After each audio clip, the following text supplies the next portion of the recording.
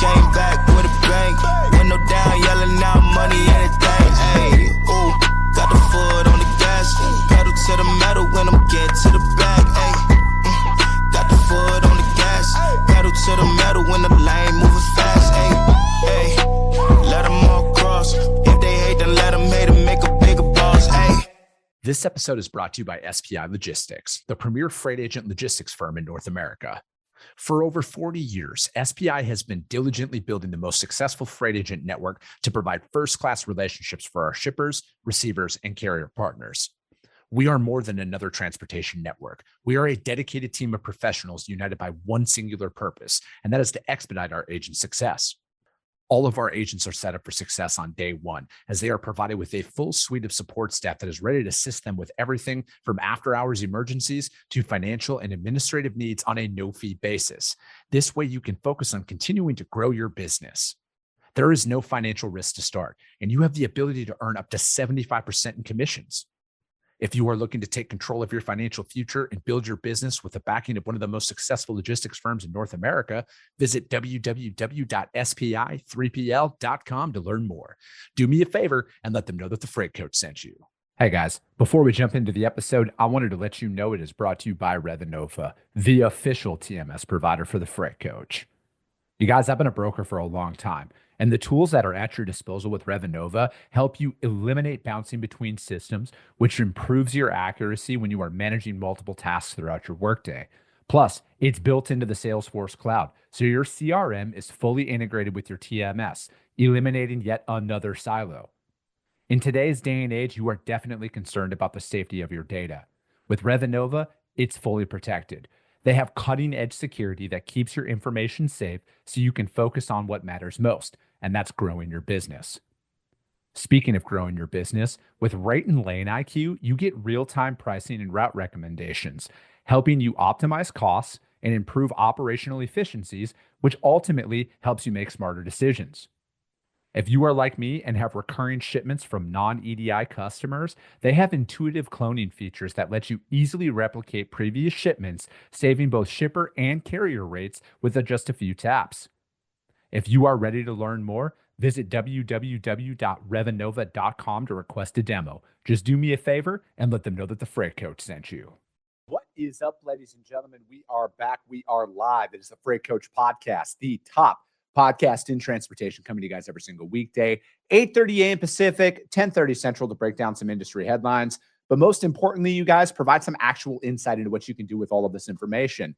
If this is your first time tuning in, welcome. This is the real side of freight, ladies and gentlemen. And I do say that before every single show. And what I mean by that is I only speak with transportation professionals, because at the end of the day, I want to talk to the right individuals who have done what you're looking to do, or who are currently doing what you're trying to achieve. So you can take that information, apply it, utilize it, and see a meaningful difference in your business and your life. Happy Friday, everybody. I got a very special guest for you guys here today. I'm really excited to speak with her and break down everything that she does. You know, we talk about technology a lot in this industry and on this show, but like, how do you go about it? How do you choose the right one? And then how do you get the team adoption and the buy-in when you start rolling it out after those decisions are made? So with that being said, I have my friend Petra Nenickova on the show. She is with Legacy Supply Chain Services. So Petra, thank you so much for taking the time to join me this morning. Yeah. Hi, Chris. And thank you very much for having me. It's a pleasure. I'm looking forward to this, right? Because it's like, I can only talk about the current events so much on the show, because I always just have the mindset, Petra, it doesn't matter what's going on out there. I have to figure it out. I have to find that solution. And especially when you're self-employed and you're going out there, you're going to be encountered with so many things that operationally and, infrastructure wise of your company, that far supersedes anything about what's going on in the market. So I'm really excited to break this topic down today. So Legacy Supply Chain Services, what is it? Bring people up, tell us a little bit about the company. Yeah, so just briefly, Legacy Supply Chain Services is a 3PL company. We have assets, non-assets, providing warehousing services, transportation solutions, international freight forwarding, and customs. And we are operating on both sides of the border, both in the US and in Canada. And we are a growing company, so it's exciting time to be with Legacy. And kind of easing into this topic of the systems, right? So we have a long history. Part of it is also mergers and acquisitions, right? So with every merger or acquisition, you get usually a new system in, and then you might end up with a variety of systems across the board, which causes a lot of noise, right? Like a lack of visibility sometimes hinders as well what you want to do, and so that's where we are.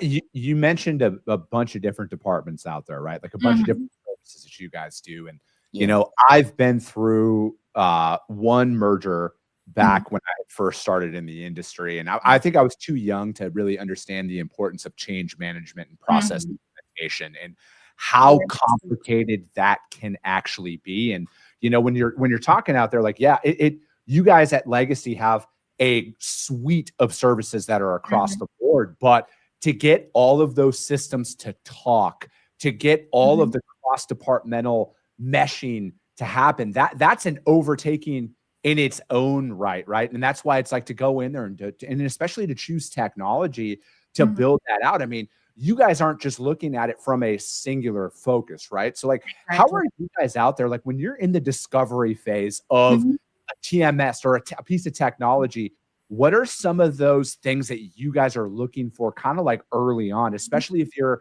a business out there and you have multiple different service offerings? Yes. So early on, it's early on when you have really variety of TMSs and different databases and stuff, and you're finding yourself building reports on spreadsheets, pulling information from like different areas, right? So that alone is like a big undertaking just to build a report, right? Yeah.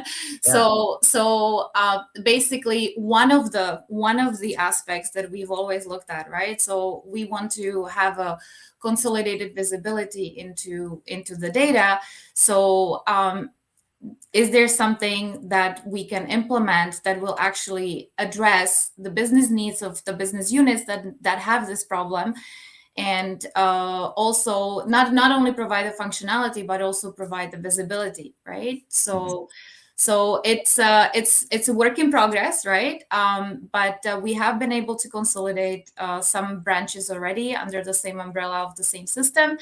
So multiple systems, right? Like there is still, it's not, I don't even know, Chris, like I don't even know if there is one system that can do it all, right? Like with all the different areas that we cover. I'm not really sure if that would exist unless we built it on our own, right? But I always say wherever you cannot consolidate, then try to at least integrate, right? To get the system talk to one another and share information, and maybe even put a overarching layer over it that will enable the visibility for whoever needs the access, right? Whether it's leadership or whether it's operations, anyone that needs it, or finance. Actually, finance is a big factor here as well. No, definitely. And, you brought up the build versus buy. And that's a very real conversation, I think, for a lot of companies, kind of across the spectrum too, right? Like, I think a lot of people are like, oh, building technology, that's only what the larger players do. But like, I've actually seen it more on the smaller end where they're like, do we have to build our own stuff? Because we have so many different needs, but we can't find that one thing that kind of like checks all the boxes. So how did you guys decide that, right? Because I mean, I would only assume that was a conversation at some point, especially with multiple different service offerings. Like, hey, do we just build out a master system, or do we buy some that are the most easily integrated across multiple TMSs? Yeah. So it was not really a conversation that would say, hey, so where do we start? Do we get everything, off the shelf, or do we actually invest into our IT department to have everything built together, right? It was more like a mix of all different factors and of all different capabilities that existed already within our company.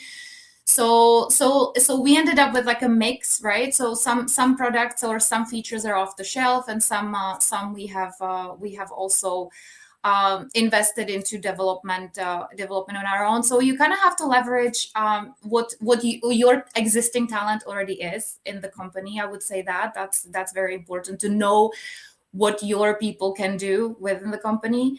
And then also, choosing the right partner, right? So in terms of TMS, if we narrow it down to a TMS, then you want to make sure that you're choosing the right partner that will not just sell you something and implement and lets you go, right, and that's it.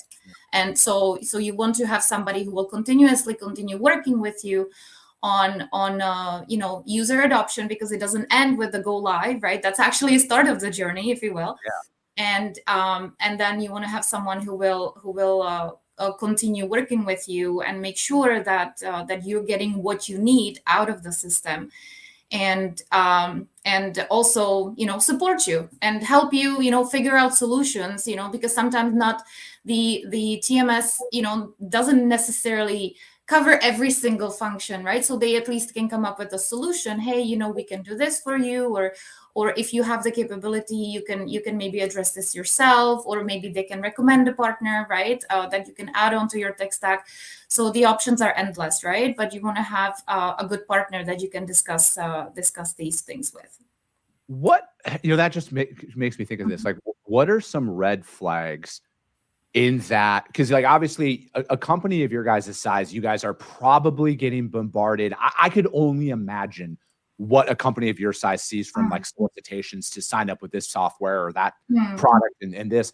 What are some of those red flags that you could give to people listening who maybe haven't implemented a piece of technology or a new piece of technology in a while, but they're in the market, that you guys have kind of identified that, like, hey, this is not what it seems, right? Like the marketing's great, but like you talked about, if you went through with it, there was no training after the fact. So was there any questions that you guys have kind of formulated in that prospecting discovery phase where you're like, hey, there's probably going to be no after implementation training. That's just what they said, X, Y, and Z. So in general, I would say like a red flag, so when you start engaging the potential partners, right, in the conversation, I would say define what you really need in the system and what's a potential deal breaker, right? So this shouldn't actually be a very long list. This should be only like a handful of items, but those are absolute deal breakers, right? Whether it's an integration with your accounting system, or whether it's like a integration capabilities, like EDI or API, right? Or if you have some specific local needs, like such as taxes, or need to deal with multiple currencies, for example, Mexican pesos, or if you need Canadian dollars, euros, whatnot. So I would say define those handful of deal breakers that could potentially weed out, actually not potentially, but they will weed out your provider that just simply cannot do it. If the answer is no, we cannot do it, then there's no point, right? So and then start narrowing it down. So when you narrow down your providers, then obviously have a list of your business requirements. That list can be itself a little bit of a trap as well, right? Because it just seems like the more you think about it, the more it grows, right? So it also is worth kind of thinking about separating the wants and the needs, while also thinking, what do I need now, and what am I going to need potentially in future? I don't mean 10 years from now, right? Because who knows how 10 years from now is going to look like.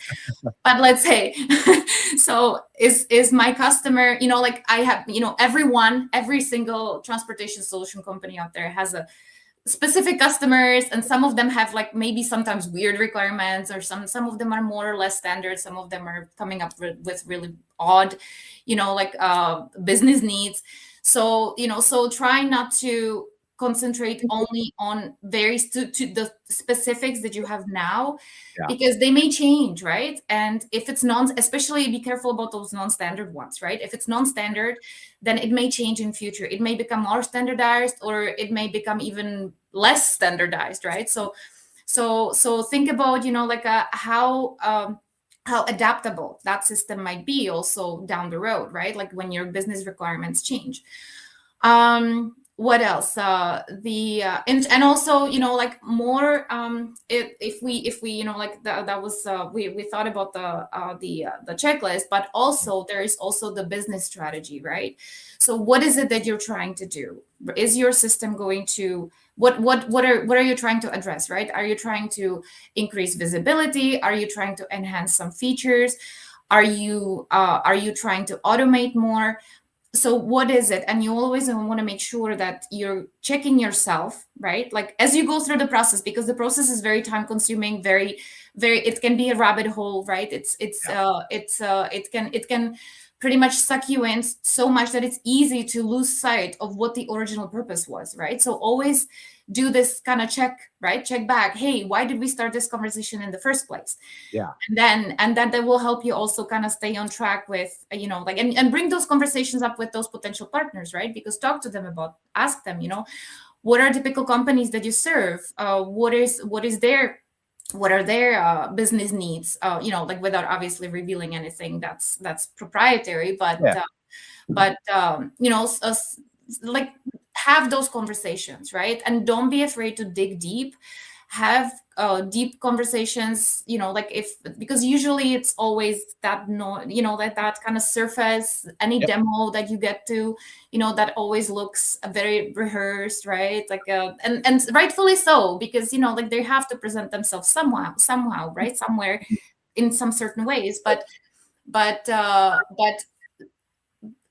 try to relate to what you would be doing on daily basis and ask questions. Don't be afraid to ask questions, right? Like, and dig deep, even to the greatest detail. Like you don't have to cover every single business requirement in great amount of detail, right? But my colleague used to say the devil's in the details. So do cover at least some amount of detail that will maybe help you reveal some of the lack of functionalities that may be presented to you as, yes, they are there, but as you start clicking through it, you figure out, oh, well, there's too many clicks, there's too much workaround, and there's something that doesn't actually happen by itself, and I have to involve support in it, right? And what would happen if I need to make a change? Usually the changes, right? The changes also like are very, very prone to breakdowns, right? Because anything can happen, with no disruptions, if everything goes smooth, then that's all fine.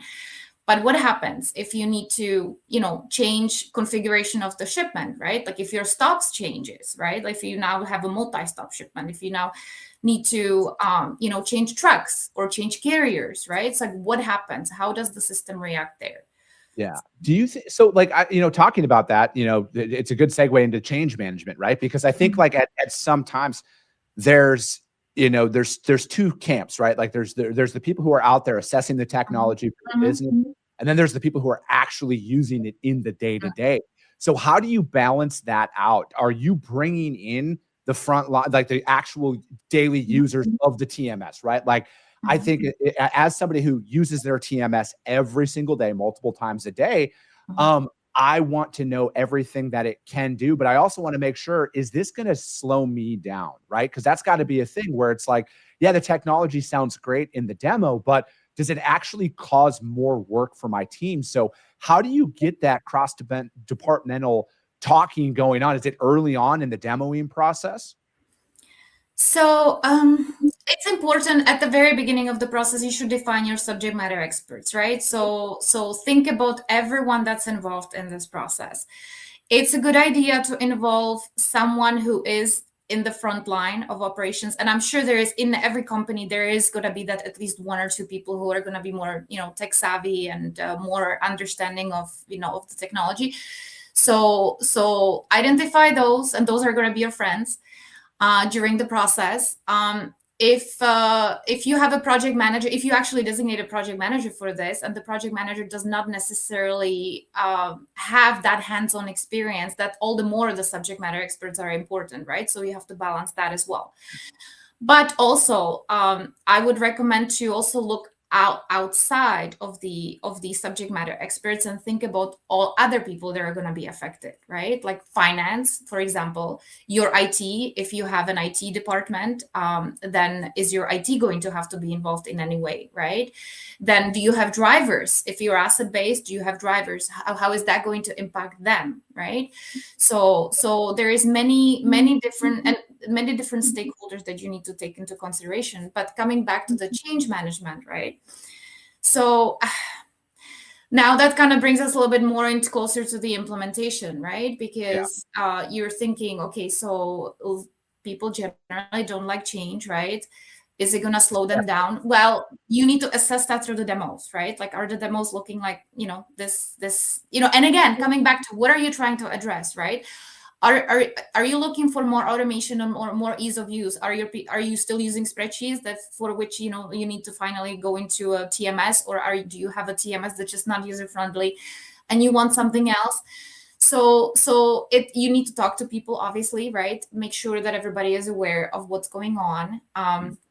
If you have some space, communicate with them, ask them what they want, or if there is any desires that they have compared to the old system, right? Give them a little bit of a also space to voice their opinions.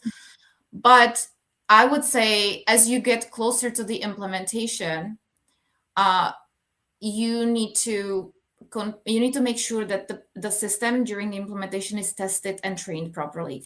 It's it's very easy to just watch, like have every provider does it different, right? Some of them do hands-on training where they will schedule workshops, some of them will give you pre-recorded sessions, right? So make sure you're not just scratching the surface of it. Make sure that there is enough testing done, because that's when you can reveal some of the aspects that may or may not work, right? And then they might need more attention. It makes it a lot less stressful going live, right? When you actually go live and the users are not properly trained, or they don't have enough mileage on the testing environment, then it's going to be a lot more stressful. And the more users you have, right, then the more the more complicated it can be.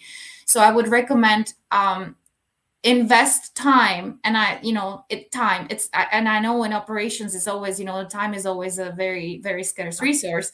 Yeah. So it's very, very hard to pull the people in, but it really is worth it to invest that time into training and into testing, right?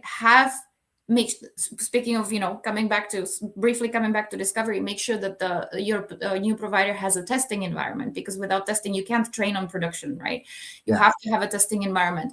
So make sure you allow all users get into the testing environment, check in with them regularly, give them, the training in little pieces, right? Don't pull them into like a 2-hour session, tell them, hey, this is, from A to Z. Then, then this is what you're going to have to do. No, just break it down into smaller chunks, and then have the people train, right? And try themselves. And the more time you invest into it, and the more energy, the more it's going to pay off at going live, because people are going to have enough mileage, and there is going to be enough situations during the testing that you will come up with that you already will know how to address at go live. And you're not going to have to scramble to troubleshoot, right? So, do you think that is a miss by organizations out there? Is the ROI of training, right? Because like I look at it as inside of transportation, it's like we got to go now. We don't have time for anything. Like if we're going to bring on this piece of anything, it better work day one. We better not have any hookups. Otherwise, it just creates instant skeptics, right? Because most people hate change. No matter what, they hate change. They want to stay in their box. They want to operate off of their spreadsheet or whatever archaic piece of technology that they're currently operating on. So how do you really emphasize the need for extensive training to show that, it might seem like we're taking one step back, but like we're actually taking 7 steps forward with doing this? Because now that one task where you had to get up and walk to Jan in accounting and hand her that, that physical document, now we can instantly process that invoice. We can get our carriers paid faster and just show the overall time save that it's bringing to an organization. Yeah, yeah. This can be a tough one too for some people, right? Because people generally think that if you do bring some more efficiencies into the software, then they're going to become redundant. Which I understand that it's a very very understandable kind of feeling about change as well. But I would say you as a you know. As the implementer, or whoever, if you're the project manager or if you're the IT professional or whoever spearheading the implementation, work with the leaders of the related business units and departments and make sure they understand and they are on board with it, right? That this is really needed, and then they need to then work with their own people to manage this. And that trap of thinking like I'm gonna get replaced by this automation. Yes. I don't yeah I it's easy to kind of start thinking that, but at the same time like it's not quite that. Like, what, I can tell you this, that during any of implementations that I've done, we never replaced anyone. It didn't actually the intention was not to replace anyone. The intention was to allow them to focus on bigger and better things, right? So that they're not actually spending time entering data in, right? Because like, who enters data manually these days, right? Like, there needs to be an import function somewhere somewhere along the lines. No, So I agree. And that's right. like, that's kind of my thing, right? Like, I look at technology and automation Mhm. as like, how much more work can I do? Right? Like, how much more freight can I move with less steps? Like, that's just where my mindset is at with all of this stuff. And that's what I'm most excited about is like, how do I find that piece of technology that can service all of my customers from across the board, right? Like, you probably understand this just as well as I do. Not every shipper out there needs EDI or API connectivity to operate with them, but how do we give them that level of automation down to that small to mid-sized shipper that maybe still does operate off of a spreadsheet? And then you choose the right piece of technology within your TMS. Maybe it's automatic updates, automatic quotes, something like that, that it shows that you're investing in your customer, i.e. the shipper, in that moment when you onboard a new piece of technology for your company, the transportation company. Yes, definitely. So to kind of build on that, right? So what do you do after go live, right? So now, like, we implemented successfully. Let's say, we tested successfully. Everybody's trained, everybody's happy, right? Well, maybe not, but you hope everybody's happy. So the go live comes on. You go live. So again, like in terms of the change, coming back a little bit to the change management, right? And going into the go live. So also make sure that you have the basics covered, right? And if you have a new technology that is supposed to do like amazing things that, you've never really had before, unless it's like a super need, on the day one where, like it's a core function, then yes, of course, that's a different story. But if it's something, if it's a bell and a whistle, right? So that doesn't necessarily need to happen on day one, the 1 minute, right, of going live. So concentrate on what's the easy stuff, right? So how do I dispatch a driver? How do I book a load? How do I send the rate confirmation? How do I change this? How do I update an appointment, right? So make sure you have these basics covered. And then, as the dust starts settling, users are starting to get used to this, the new system, new environment, they get familiar, right? That's when you can go back and regroup. I would always recommend regroup, periodically with the users. Make sure check in, make sure they're comfortable, they know what they're doing, their needs are covered, and then say, okay, now we have this system. It's supposed to do this as well, in addition to the basic functions. So let's try this. Let's take a look, right? And it's an ongoing process because your provider will also continue enhancing their features, right? Every TMS out there releases new updates, right? Like some of them every month, some of them 3 times a year, right? Whatever the frequency is, stay close to those. Work with your customer success managers, right, with your provider, and ensure that you're actually staying in tune with the new features, because there might be more bells and whistles down the road, right?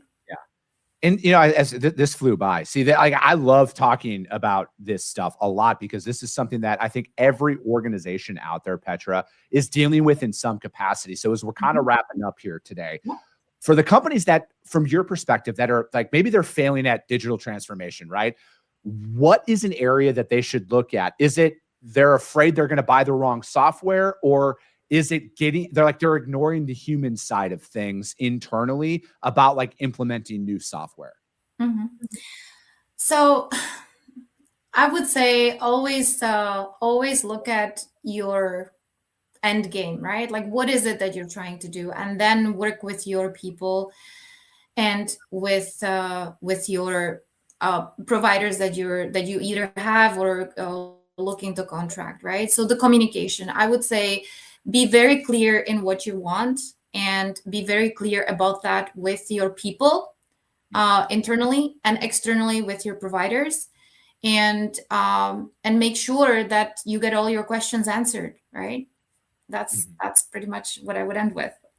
No, it is. I think it's there's so much stuff that's coming at every freight company, and just really every company in general right now when it comes to automation and technology.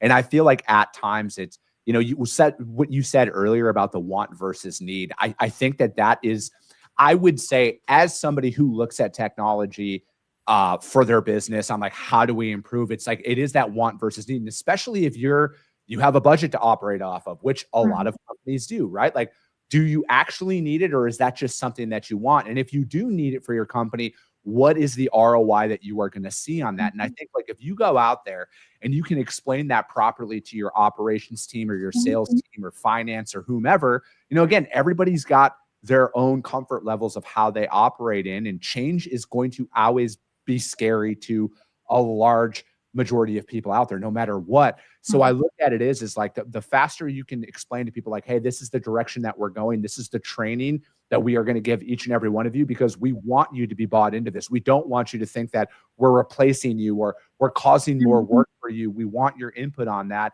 To me, it sounds like that's seemingly a winning strategy for people to utilize out there. Yeah, agreed. 100% agreed. Communication, right? Comes down to communication, but that's in general, right? Not just technology, but in general, any successful company that operates out there, I'm sure agrees with me that communication is the biggest piece in it, right? Because if everybody knows where the company's heading, if everybody knows what's going on, then it's a lot easier to get people's buy-in. No, I agree. Petra, thank you so much for your time this morning. How does anybody reach out to you if they want to find it? Maybe they got questions about legacy. Maybe they just got questions because they're like, hey, we're about to undertake everything we talked about on this show. How do they reach out to you to find out more? Oh, sure.